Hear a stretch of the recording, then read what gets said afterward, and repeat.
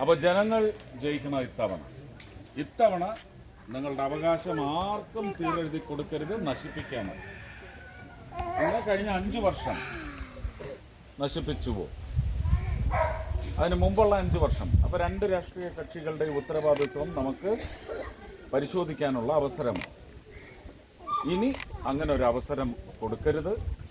മാറി മാറി വോട്ട് ചെയ്യുന്ന പ്രവണത കേരളീയർ മറക്കണം. മാറി ഈ പാച്ചുവിനും കോവാലിനും അങ്ങോട്ടും ഇങ്ങോട്ടും മാറി ജയിപ്പിച്ചു വിടുന്ന ഏർപ്പാട് നിർത്തണം. പുതിയൊരാൾ വരണം. അത് നിങ്ങളുടെ മണ്ഡലത്തിൽ മാത്രമല്ല, കേരളത്തിലാകമാനം ഈ മാറ്റം ഉണ്ടാകേണ്ടത് അനിവാര്യമായിരിക്കുന്നു. എന്തൊക്കെ വിഷയങ്ങളാണുള്ളത്?